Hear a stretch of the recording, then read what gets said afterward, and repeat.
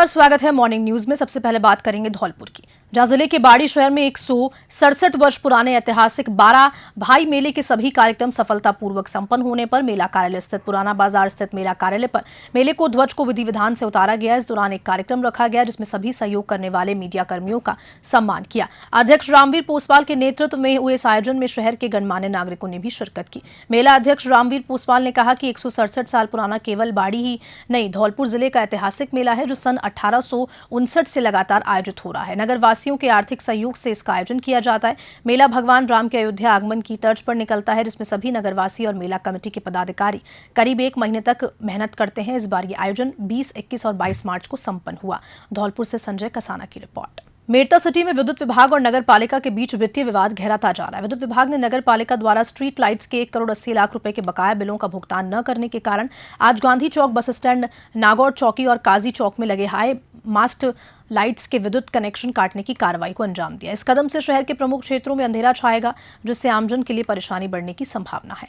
विद्युत विभाग के सहायक अभियंता कैलाश चंद्र जैन ने बताया कि ये कार्रवाई मुख्य अभियंता मनोज कुमार के निर्देश पर हुई। उन्होंने कहा कि नगर पालिका ने लंबे समय से बकाया राशि का भुगतान नहीं किया, जिसके चलते ये कदम उठाना पड़ा। दूसरी ओर नगर पालिका ने भी इस मामले में सख्त रुख अपनाया है। नगर पालिका के अधिशासी अभियंता जितेंद्र डूडी ने बताया कि विद्युत विभाग पर भी नगर विकास कर 19 लाख रुपए से ज्यादा और विद्युत पोल व ट्रांसफार्मर के लिए 3 करोड़ 68 लाख रुपए बकाया है। और साथ साथ उन्होंने कहा कि हमने विद्युत विभाग को नोटिस जारी किया, यदि 2 दिनों में ये राशि जमा नहीं की गई तो उनके भवनों की कुर्की की कार्रवाई होगी। दोनों विभागों के बीच चल रही इस आपसी लड़ाई का खामियाजा अब स्थानीय निवासियों को भुगतना पड़ सकता है। मेड़ता सिटी से सुशील दिवाकर की रिपोर्ट। आज हमने नगर पालिका रोड लाइट के काफ़ी कनेक्शन के जो बकाया राशि चल रही थी उसके लिए हमने इससे पहले भी काफ़ी नगर पालिका के अधिकारियों के साथ समझाइश बैठक भी की थी। हम 4-5 बार मौखिक निर्देशों पर भी गए थे और लिखित भी इनको दे रखा है। इसके बावजूद इनके द्वारा किसी प्रकार का कोई पैसा जमा नहीं हुआ। हाँ, इस वित्तीय वर्ष में उनके द्वारा 20 लाख रुपये जमा कराए गए हैं, जो काफ़ी कम राशि है। तो बकाया होने के कारण उच्च अधिकारियों के निर्देश के अनुसार आज हमने 4 हाई मास्ट लाइटों के कनेक्शन काटे हैं।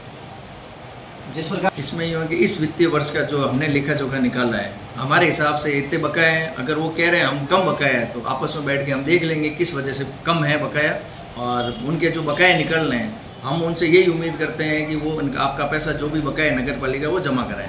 नगर पालिका जो आपने देखा होगा कि मार्च का महीना चल रहा है, हर विभाग का अपना टारगेट होता है। नगर पालिका अभी शहर में अलग अलग प्रतिष्ठानों से नगरीय विकास कर की राशि ले रहे हैं। चूंकि एवीबीएनएल एक लिमिटेड कंपनी है और इनके द्वारा भी प्रत्येक वित्त वर्ष में हम उनसे यूडी टैक्स भी लेते हैं। यहाँ उनकी 3 भवन हैं। इन 3 भवनों का आज की तारीख में जो बकाया है वो 19,24,154 रुपये बकाया है।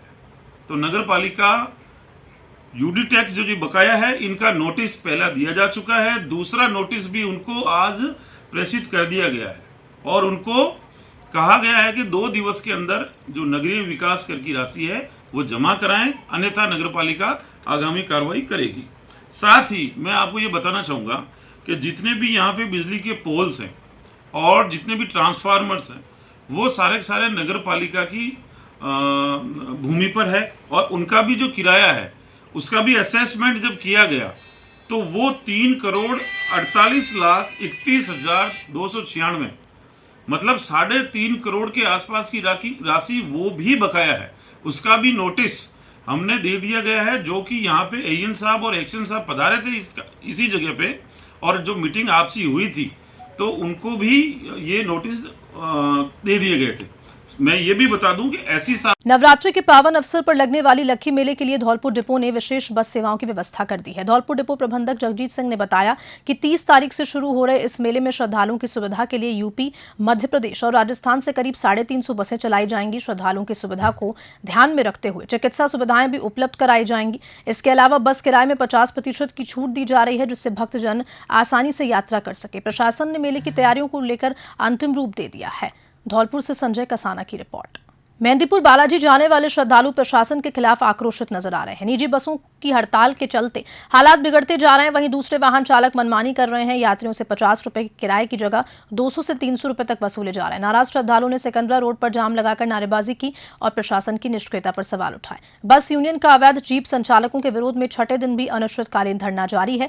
वहीं बिना टूरिस्ट परमिट, बिना आरसी और अनफिट खटारा वाहन बेखौफ दौड़ रहे हैं, लेकिन प्रशासन अब तक कोई ठोस कदम नहीं उठा पा रहा है।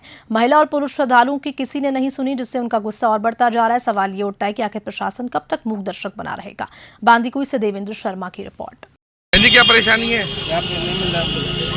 साधन नहीं मिला है और क्या? साधन मिलना चाहिए हम लोग को। किराया मनमानी मांग रहे हैं। किराया बताइए 100 रुपया मांग रहे हैं, 60 रुपया की जगह से। हाँ। बोलिए, वही मेरा भी कहना है। क्या परेशानी आ रही है?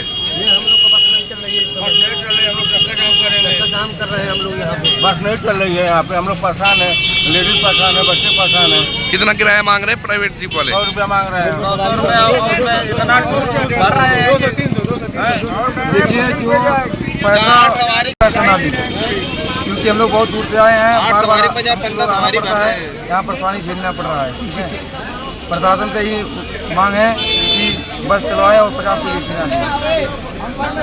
डीडवाना राजस्थान स्थापना दिवस समारोह के उपलक्ष्य में जिला स्तरीय महिला सम्मेलन का आयोजन मंगलवार को माल्यान सूर्य मंदिर में हुआ। राजस्थान दिवस समारोह सप्ताह की शुरुआत मंगलवार को जिला स्तरीय महिला सम्मेलन से हुई। इस अवसर पर आयोजित कार्यक्रम में विभिन्न योजनाओं में महिला शक्ति को लाभान्वित किया गया। कार्यक्रम में 10 महिला लाभार्थियों को सोलर इंडक्शन कुक टॉप का वितरण किया गया तथा जिले की 442 महिला लाभार्थियों को लाडो प्रोत्साहन योजना के तहत लाभान्वित किया गया। इस दौरान बाड़मेर से राज्य स्तरीय महिला सम्मेलन के कार्यक्रम का लाइव प्रसारण किया गया। इसमें सीएम भजनलाल शर्मा द्वारा जिलों की महिला लाभार्थियों से संवाद किया और लाडो प्रोत्साहन योजना की राशि का डीबीटी के माध्यम से भुगतान हुआ। आयोजित कार्यक्रम में जिला कलेक्टर पुखराज सेन सहित सभी जिला स्तरीय अधिकारी एवं बड़ी संख्या में महिलाएं उपस्थित थीं। डीडवाना से गुलाम नबी आजाद की रिपोर्ट। राजस्थान की वीरता, संस्कृति और समृद्ध इतिहास को समर्पित राजस्थान दिवस धौलपुर में धूमधाम से मनाया जा रहा है। सीएम भजनलाल शर्मा के नेतृत्व में सरकार किसानों, युवाओं, महिलाओं और गरीबों के कल्याण के लिए प्रतिबद्ध है। 25 से 31 मार्च तक विभिन्न कार्यक्रम आयोजित किए जा रहे हैं। शुरुआत जिला स्तरीय महिला सम्मेलन से हुई, जिसमें महिलाओं ने बढ़ चढ़कर हिस्सा लिया। इस दौरान उन्हें विभिन्न सरकारी योजनाओं का लाभ दिया। जिला कलेक्टर बीटी के नेतृत्व में हुए इस कार्यक्रम में अधिकारियों और जनप्रतिनिधियों की मौजूदगी रही। 80 पात्र लाभार्थियों को स्कूटी वितरित की गई। 34 गृहिणियों को इंडक्शन कुकटॉप दिए गए और लाडो प्रोत्साहन योजना के तहत पहली किश्त वितरित की गई। राज्य स्तरीय कार्यक्रम वर्चुअल माध्यम से जुड़ा रहा, जिसमें महिलाओं के लिए 100 करोड़ रुपए की राशि हस्तांतरित कर दी गई। सरकार ने बर्तन बैंक योजना और सोलर दीदी योजना लागू करने की घोषणा की।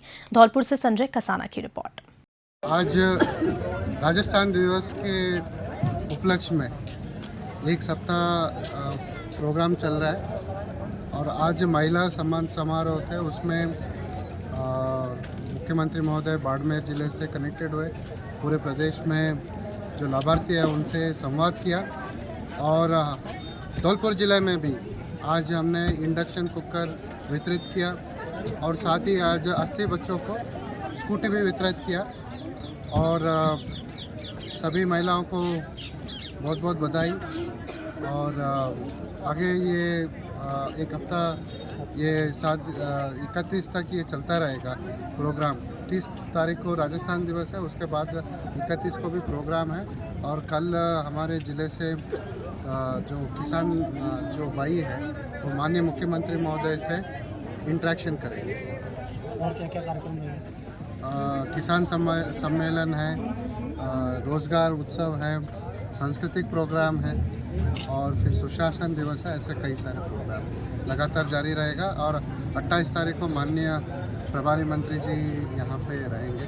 उनका आज ही सूचना मिला मुझे, लगातार जारी रहेगा। सीएम भजनलाल शर्मा के नेतृत्व में राज्य सरकार किसान, युवा, महिला और गरीब के कल्याण एवं उत्थान एवं आमजन के लिए गुड गवर्नेंस हेतु प्रतिबद्ध है। इसी क्रम में राजस्थान दिवस 30 मार्च को चैत्र शुक्ल प्रतिपदा के शुभ अवसर पर वृहद स्तर पर मनाएगा। डीग जिला स्तरीय कार्यक्रम का आयोजन एमजे कॉलेज के सभागार में जिला कलेक्टर उत्सव कौशल की अध्यक्षता में किया गया। इस दौरान बड़ी संख्या में महिलाएं उपस्थित रही। कार्यक्रम में डीग जिला बाड़मेर के राज्य स्तरीय कार्यक्रम में वर्चुअली उपस्थित रहा। जिला स्तरीय कार्यक्रम में कालीबाई भील मेघावी छात्र स्कूटी वितरण योजना के तहत 40 लाभार्थियों को स्कूटी का वितरण किया गया। साथ ही पीएम सूर्य घर योजना के तहत 5 लाभार्थी महिलाओं को इंडक्शन कुकटॉप का सांकेतिक वितरण दिया। साथ ही अति कुपोषित बच्चों के लिए टेक होम राशन में दूध 15 ग्राम से 25 ग्राम देने के दिशा निर्देश दिए। सोलर दीदी के लिए दिशा निर्देश और प्रथम चरण में 1000 ग्राम पंचायतों में बर्तन बैंक योजना में दिशा निर्देश जारी किए गए। डीग से पंकज शर्मा की रिपोर्ट। भारतीय नववर्ष पर सवाई माधोपुर में कई कार्यक्रम आयोजित किए जाएंगे। जिला मुख्यालय के उत्सव मैरिज गार्डन में भारतीय नववर्ष समारोह मनाया जाएगा, जिसमें सांस्कृतिक कार्यक्रमों की रंगारंग प्रस्तुति होगी। इस दौरान कृषि मंत्री डॉक्टर किरोड़ी लाल मीणा भी कार्यक्रम में शिरकत करने वाले हैं। भारतीय नववर्ष समारोह समिति द्वारा रणथंभौर रोड स्थित होटल सिद्धिविनायक में प्रेस वार्ता आयोजित की गई, जिसमें पदाधिकारियों ने कहा कि भारतीय नववर्ष को लेकर लोगों में जन जागृति के लिए इस बार एक समारोह आयोजित किया जाएगा। 29 मार्च को शाम के समय कार्यक्रम आयोजित किया जाएगा, जिसमें सांस्कृतिक कार्यक्रम आयोजित किए जाएंगे, जिसमें लोक कलाकार और स्थानीय कलाकारों के द्वारा प्रस्तुति दी जाएगी। सवाई माधोपुर से राकेश चौधरी की रिपोर्ट। जो भारतीय नए साल का जो अवसर होगा उस पर क्या किस तरह के कार्यक्रम हैं? सवाई माधोपुर नगर के अंदर 2 कार्यक्रम रखे हैं। एक कार्यक्रम जागृति के लिए सभी समाज के बंधुओं के साथ मिलकर के सांस्कृतिक कार्यक्रम के साथ सहभोज का कार्यक्रम रखा है, वो उत्सव मैरिज गार्डन में रहेगा। उसमें कैबिनेट मंत्री डॉक्टर किरोड़ी लाल मीणा भी 2 इस समिति के संरक्षक भी हैं, वो भी उपस्थित रहेंगे। भारतीय जो लोक कलाकार हैं उनके द्वारा और स्थानीय कलाकारों के द्वारा उसमें प्रस्तुति दी जाएगी और भारतीय नव संवत्सर के बारे में एक विस्तृत जानकारी उसमें दी जाएगी, जहाँ की कालगणना के बारे में और विक्रम संवत के बारे में इसमें पूरी जानकारी दी जाएगी। दूसरे दिन नगर के प्रत्येक चौराहे पर कोई न कोई सामाजिक संगठन, राजनीतिक संगठन हर नववर्ष की बधाई देंगे और एक प्रसाद वितरण करेंगे, एक दूसरे को बधाई संदेश, तिलक लगा करके बधाई संदेश देंगे। इतना बड़ा कुछ कार्यक्रम करने के पीछे बेसिकली कोई उद्देश्य है? इसका उद्देश्य यही है कि हमारी नई जो पीढ़ी है वो ग्रेगोरियन कैलेंडर को ही मानती है, उसी को अनुसार, चूँकि शासन में इस समय वही प्रचलित है, तो उसी को मान्यता है। तो भारतीय नववर्ष की जो प्राचीनता है, जो गौरवशाली चीज़ है, वो सब जन जन तक जाए, इसी के लिए नव संवत्सर समारोह समिति ने ये प्रयत्न किया है। भारतीय बीमा कर्मचारी सेना से संबंधित संगठन तीर व ओबीसी वेलफेयर ग्रुप का 2 दिवसीय अखिल भारतीय अधिवेशन सवाई माधोपुर के रणथंभौर रोड स्थित एक होटल में संपन्न हुआ। अधिवेशन में साधारण बीमा उद्योग के सबसे बड़े अग्रणी संगठन भारतीय बीमा कर्मचारी सेना के संगठन tribal employees empowering association of insurance के पदाधिकारियों ने हिस्सा लिया। भारतीय बीमा कर्मचारी सेना राजस्थान यूनिट के महासचिव अशोक मीणा के अनुसार अधिवेशन में देश भर के 125 कार्यकारी सदस्यों ने हिस्सा लिया। अधिवेशन का शुभारंभ भारतीय बीमा कर्मचारी सेना के ऑल इंडिया महासचिव दिनेश भोभाटे ने दीपक जलाकर किया।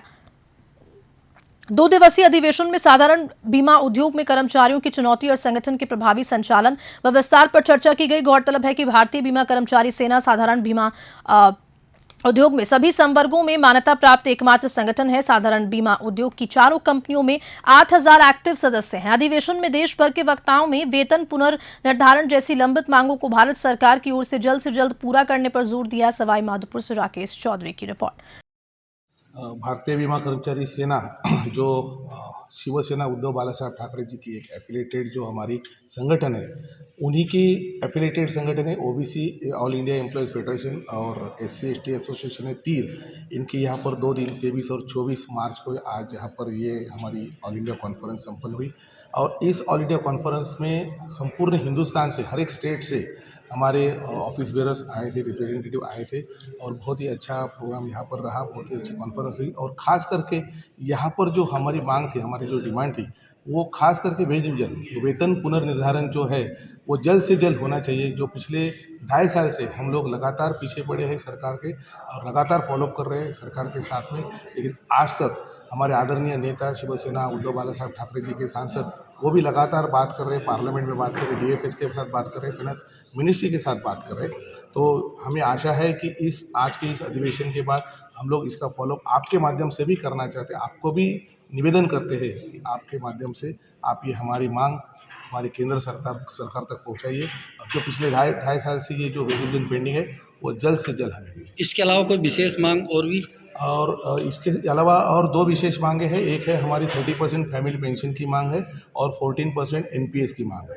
ये दोनों मांगे भी इसके साथ साथ जुड़ी हुई है, लेकिन खास जो बात है वो वेरिएबल है। राज्यपाल हरिभाऊ बागड़ी की अध्यक्षता में राजस्थान तकनीकी विश्वविद्यालय का 14वां दीक्षांत समारोह मंगलवार को कोटा विकास प्राधिकरण के ऑडिटोरियम में आयोजित हुआ। इस अवसर पर 9521 डिग्री, एक कुलाधिपति एवं एक कुलपति स्वर्ण पदक एवं सर्वाधिक अंक प्राप्त करने वाले कुल 20 विद्यार्थियों को स्वर्ण पदक और 36 पीएचडी डिग्री प्रदान की गई। राज्यपाल ने उपाधि प्राप्त करने वाले विद्यार्थियों को उज्जवल भविष्य की शुभकामनाएं दी और बौद्धिक क्षमताओं का विस्तार करने पर भारत को विश्व गुरु के पद पर पुनः आसीन करने की आह्वान किया। राज्यपाल ने कहा कि भारत विज्ञान और प्रौद्योगिकी में बहुत अग्रणी रहा है। ये एक विडंबना रही है कि यूरोपीय देशों ने हमारी विज्ञान और प्रौद्योगिकी की विरासत को अपना बनाकर पेश किया।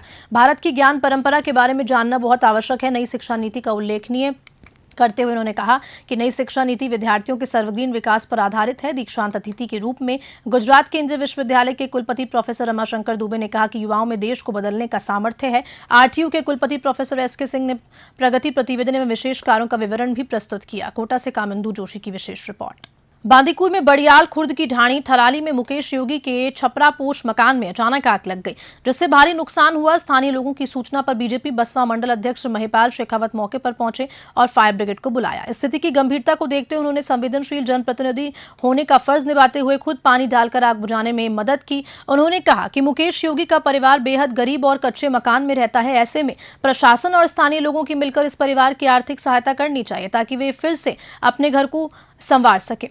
फिलहाल आग से हुए नुकसान का आकलन किया जा रहा है। बांदीकुई से विशंबर जांगीर की रिपोर्ट। पूरे देश में गत दिनों समाजवादी पार्टी के राज्यसभा सांसद रामजी लाल सुमन ने राणा सांगा के खिलाफ दिए गए बयान का पूरे देश में विरोध को रहा है। इसी के संदर्भ में राजस्थान धरोहर प्राधिकरण के अध्यक्ष ओंकार सिंह लखावत ने अपना विरोध जताते हुए भरतपुर में बयान जारी किया। मीडिया से मुखातिब होते हुए वे क्या बोले, देखिए भरतपुर से विनीत कुमार की रिपोर्ट। माननीय सांसद महोदय ने संसद में राणा सांगा को लेकर कुछ आरोप लगाए। अगर उन लोगों को जानना हो तो भरतपुर के निकट राणा सांगा का युद्ध की मैदान है, खानवा में आ जाए। ये युद्ध राणा सांगा के नेतृत्व में सारे हिंदुस्तान के लोगों ने लड़ा। उनको मालूम नहीं है, वो बंद कमरे में बैठ के इस तरह की बात करते हैं केवल 4 वोट के लिए। उनको ये मालूम नहीं है कि अलवर का राजा हसन खां मेवाती भी उनका साथ देने आया था और उस युद्ध भूमि में वीर गति को प्राप्त कर लिया। तो अलवर में हमने उसका पैनोरमा बनाया है। उनको ये मालूम नहीं है कि आमेर के मानसिंह कछावा जो थे शासक थे, वो यहाँ युद्ध करने आए थे। जोधपुर के शासक आए थे। मेड़ता के रतन सिंह थे, वो आए, वो यहाँ वीर गति को प्राप्त हुए थे। मध्य प्रदेश और अन्य निकटवर्ती जो हमारे उस समय रियासतें होती थी, सब ने मिलकर उस युद्ध को लड़ा। बात केवल इतनी थी कि वो बारूद से और उससे सुसज्जित था और हमारे पास परंपरागत वेपन थे राणा सांगा के पास में। 80 घाव लगने के बाद भी, ये सब होने के बाद राणा सांगा ने कहा था कि आप अपना राणा दूसरा चुन लीजिए, मैं इतना घायल हो गया हूँ। सब ने मिलकर के कहा नहीं, आपने युद्ध लड़ा है, आपके नेतृत्व में हम आगे बढ़ेंगे।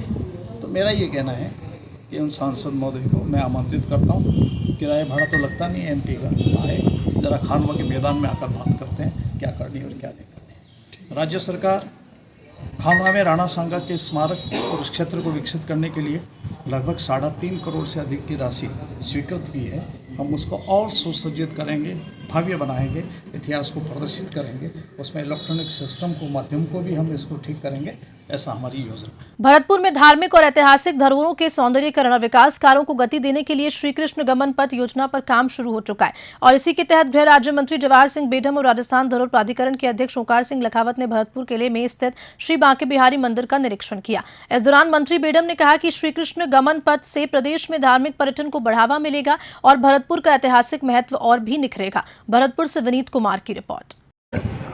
माननीय मुख्यमंत्री जी ने पूंछरी के लोठा में ये घोषणा की थी कि राजस्थान की सरकार कृष्ण गमन पथ को डेवलप करेगी।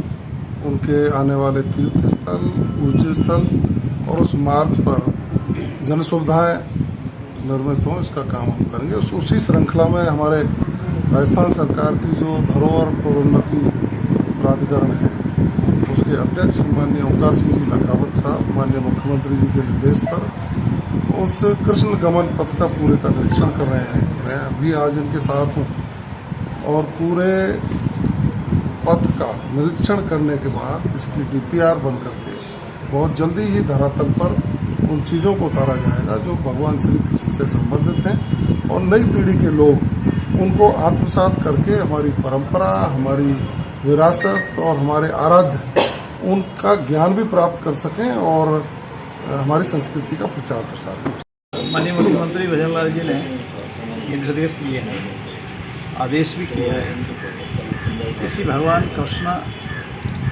मथुरा से लेकर के और संदीपन ऋषि के आश्रम उज्जैन अध्ययन के लिए जो गए थे, उस मार्ग को कृष्ण पथ के रूप में विकसित किया जाए। राजस्थान में जो स्थान इसमें आता है, आज हमने वस्तुतः भगवान कृष्ण से जुड़े हुए स्थान और उनकी पूजा और आस्था से जुड़े हुए स्थानों का दौरा किया है। हमने आपका जो उत्तर प्रदेश की जो मथुरा की सीमा लगती है, वहाँ से हम आए। यहाँ के बाद में आप झील का जो बड़ा है वहाँ जाएंगे, केम्बरी जाएंगे। माननीय जवाहर सिंह जी हमारे को इस दृष्टि से यहाँ के महत्व और इस सब के विषय में, लोक आस्था के विषय में हमारे को मार्गदर्शन भी करेंगे।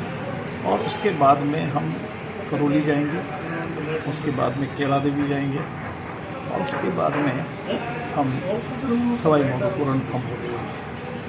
कल का हमारा मार्ग होगा तो हम केसराई पाटन जाएंगे और उससे लगे हुए भगवान कृष्ण के जो प्राचीनतम शैल चित्र हैं, जो अभी तक ज़्यादा जिसको बहुत ज़्यादा लोगों में प्रचलित नहीं है, उन स्थानों को भी देखेंगे, उन स्थानों को कैसे विकसित किया जाए, तीर्थ यात्रियों की दृष्टि से उसे कैसे किया जाए। और उसके बाद कोटा में जाकर के हम लोग वहाँ का महादेव जी का जो मंदिर है, वो उसका इतिहास, उस सब की जानकारी लेंगे। और आखिर में हमें उज्जैन में जाना है तो हम झालरापाटन में द्वारकाधीश जी का मंदिर है। तो ये कल सायंकाल तक हम इस मार्ग को एक बार इतिहासज्ञों के साथ, धर्माचार्यों के साथ में, शास्त्रों के साथ, और आपका आश्चर्य होगा कि केला देवी जो है वो तो भगवान कृष्ण की बड़ी बहन है। ये स्कंद पुराण में उसने उल्लेख किया है। तो हम इस दृष्टि से सबका मार्गदर्शन लेते हुए इस स्थान को विकसित करें और इस नाते माननीय मुख्यमंत्री जी के आदेश से आए। एक विषय मुझे आपसे खबर हनुमानगढ़ से है, जहां राजस्थान स्थापना दिवस के उपलक्ष्य में साप्ताहिक समारोह कार्यक्रमों का मंगलवार से शुभारंभ हुआ। जंक्शन स्थित सिविल लाइन सामुदायिक भवन में मातृशक्ति को समर्पित महिला सम्मेलन से साप्ताहिक कार्यक्रमों का आगाज हुआ। राज्य स्तरीय कार्यक्रम से सीएम भजनलाल शर्मा ने संबोधित किया। जिला स्तरीय कार्यक्रम में मौजूद महिला छात्राओं और जनप्रतिनिधियों ने सीएम को वीडियो कॉन्फ्रेंसिंग के जरिए देखा। महिला सम्मेलन में जिले की राजीविका के 960 स्वयं सहायता समूह को 7 करोड़ 23 लाख रुपए की सीआईएसएफ राशि का हस्तांतरण किया गया। महिला सम्मेलन में अति कुपोषित बच्चों के लिए टेक होम राशन में दूध 15 ग्राम से 25 ग्राम देने, बर्तन बैंक योजना, सोलर दीदी, महिला महाविद्यालयों में प्रतियोगी परीक्षा की तैयारी करने के लिए पुस्तकालय, रीडिंग रूम उपलब्ध कराने के लिए दिशा निर्देश जारी किए गए। जिला स्तरीय कार्यक्रम में जिला कलेक्टर कानाराम, हनुमानगढ़ विधायक गणेश राज बंसल, पीलीबंगा पूर्व विधायक धर्मेंद्र मोची, जनप्रतिनिधि कैलाश मेघवाल सहित आला अधिकारी उपस्थित रहे। हनुमानगढ़ से विनोद चौधरी की रिपोर्ट। खबर हनुमानगढ़ से है, जहां एसकेटी विश्वविद्यालय में शिक्षा के क्षेत्र में उत्कृष्ट कार्य करने वाले शिक्षण संस्थानों के व्यवस्थापकों और प्राचार्यों का हनुमानगढ़ रत्न सम्मान समारोह में हनुमानगढ़ रत्न की उपाधि से सम्मानित किया। कार्यक्रम में मुख्य अतिथि के रूप में बॉलीवुड स्टार धैर्य कड़वा से विशेष रूप से शिरकत की। उल्लेखनीय है कि धैर्य कड़वा उरी, गहराइयां, 83, अपूर्वा, 11-11 सहित कई फिल्मों में बखूबी अपना किरदार निभा चुके हैं। धैर्य कड़वा पूर्व विधायक स्वर्गीय चौधरी आत्माराम के पौत्र व संगारिया से पूर्व विधायक कृष्ण कड़वा के सुपुत्र हैं। एसकेटी विश्वविद्यालय व फिजिक्स वाला ने शैक्षणिक क्षेत्र से सराहनीय सेवाओं के फलस्वरूप शिक्षकों को हनुमानगढ़ रत्न की उपाधि से सम्मानित कर गौरवान्वित महसूस करवाया। समारोह में करीब जिले भर के 50 से भी ज्यादा शिक्षण संस्थाओं के प्रतिनिधि भाग लेकर सम्मान प्राप्त किया। ट्रस्ट के अध्यक्ष बाबूलाल जुनेजा ने कहा कि हनुमानगढ़ रत्न संबंधित कार्यक्रम जिन शिक्षकों के लिए किया गया है, उनको बहुत बहुत बधाई। भविष्य में भी शिक्षा को बढ़ावा देने और नए नवाचार करने के लिए प्रयासरत रहेंगे, ऐसी अपेक्षा करता हूँ। हनुमानगढ़ से विनोद चौधरी की रिपोर्ट। सबसे बड़ा सौभाग्य तो मेरा ये जो सारे एजुकेशनिस्ट हैं, टॉप एजुकेशनिस्ट हमारे एरिया में, उनको रियल हीरोज़ वो हैं जो अगली जनरेशन को रेडी कर रहे हैं, उनके ड्रीम्स को फ्यूल कर रहे हैं, उनकी ड्रीम्स को प्रोपेल कर रहे हैं, उनको हेल्प कर रहे हैं कि वो एक सक्षम इंसान बने। तो मेरे को लगता है कि जो एजुकेशन और जो एजुकेशनिस्ट्स हैं, बहुत ही नोबल प्रोफेशन है, बहुत ही सेल्फलेस लाइफ होती है और बहुत ही थैंकलेस लाइफ होती है कि बैच आफ्टर बैच, साल आफ्टर साल स्टूडेंट्स ग्रेजुएट होते रहते हैं, लेकिन जिन्होंने शिक्षा दी है उनको हम सेलिब्रेट नहीं करते। तो आज ये बहुत ही यूनिक मौका है और मैं सारे फैकल्टी को एसकेटी यूनिवर्सिटी में बाबूलाल जी को, दिनेश जी को, ये प्रोग्राम जिन्होंने अरेंज करा उनको बहुत ही धन्यवाद देना चाहूँगा। और it's a moment of great honour for me to be back home. मेरी मिट्टी है, यहाँ का हूँ मैं, तो सबसे मिलके अच्छा लगता है। इस तरह के कार्यक्रम और भी होने चाहिए क्या? बिल्कुल होने चाहिए। जैसे मैंने कहा कि बहुत ही कम अप्रिशिएट करते हैं हम, जितना अप्रिशिएट करना चाहिए हमें टीचर्स को, हमारे एजुकेशनिस्ट को, बिल्कुल ज़रूर होना चाहिए। सब सवाल आप फिल्म इंडस्ट्री से, जी OTT आजकल कंटेंट ज़्यादा है, जी, तो इससे फिल्म इंडस्ट्री को कितना नुकसान हुआ है, क्या मानते हैं? सर नुकसान बिल्कुल नहीं है, मेरे को तो लगता है ये फ़ायदा है, एडवांटेज है। प्लेटफॉर्म है हमारे, कितने सारे क्रिएटर्स हैं, कितने स्टोरी टेलर्स हैं, डायरेक्टर्स हैं, आर्टिस्ट्स हैं, एक्टर्स हैं, जिनको एक और मीडियम मिला है अपनी कला दर्शाने का, अपनी कहानी और बताने का। तो मेरे को तो लगता है ये एडवांटेज है। फिल्में हमेशा चलती रही हैं, थिएटर्स हमेशा चलते रहे। पहले टीवी आया था तब लोगों को लगता था कि अब थिएटर्स लोग जाना बंद कर देंगे, लेकिन फिर भी जाते रहे। फिर बाद में इंटरनेट, फ़ोन ज़्यादा चला, अब OTT आ गया, लेकिन थिएटर्स और फिल्में हमेशा चलेंगी, सब अपनी जगह बना रहे हैं। आप अपने बारे में बताएंगे, आपने इस इंडस्ट्री में कदम रखा है। कंटेंट है जी, वो बड़ा ही मतलब कई तो ऐसा कंटेंट देते हैं कि परिवार में नहीं बैठता, अश्लीलता ज़्यादा है, कोई सेंसरशिप नहीं है, और उसमें सेंसरशिप नहीं है सर अभी। तो सबसे बड़ा तो वो क्या है कि हमको वो लगता है कि उसमें थोड़ा सरकार को करना चाहिए। और कुछ जैसे आप एक्टर हैं, बड़े एक्टर हैं, तो आप भी उन दृश्यों को कहते ये मैं नहीं करूँगा या कुछ छोड़ने की बात चले, या तो मेरे को लगता है कि सेल्फ सेंसरशिप जी, सेल्फ सेंसरशिप बिल्कुल, एंड वो मेकर्स एंड व्यूअर्स के लिए, दोनों के लिए एप्लीकेबल है। अब सारा कंटेंट है वो आपका डिस्क्रिप्शन है, उस पर क्लियरली लिखा होता है कि आप जो कंटेंट व्यू करना चाहते हैं, क्योंकि उसमें होगा प्रायर वार्निंग होगी कि ऐसा कंटेंट होने वाला है, ऐसी लैंग्वेज यूज़ होने वाली है, तो आप जो ऑडियंस सही नहीं है वो ना देखें जी। तो और कुछ ऑफ कोर्स जो मेकर्स हैं उन पे भी ये एक रिस्पॉन्सिबिलिटी है, पार्ट ऑफ सोशल डायनामिक्स को मद्देनजर रखते हुए कि आप भी सही चीज़ दर्शाएं। तो एज एन एक्टर मैं ये ज़रूर देखूंगा कि मैं किस कहानी का पार्ट लूँगा, मैं अपने लेवल पे ज़रूर इस चीज़ को चेक करूँ। आप अपने बारे में बताएं कि आपने इंडस्ट्रीज में कदम रखा है, अभी कैसे रखा और अभी आप क्या कर रहे हैं? सर आप तीरंदाज भी थे क्या? जी, तीरंदाजी भी करते थे क्या? नहीं सर, मैं बास्केटबॉल खेलता हूँ। चलिए बताइए सर। सर सबसे पहले तो मेरे रूट्स यहाँ से, मेरे पूरी फैमिली यहाँ से, मेरे ग्रैंडफादर एमएलए हैं यहाँ से, मेरे फादर यहाँ पे, तो मैं इस मिट्टी से जुड़ा हूँ।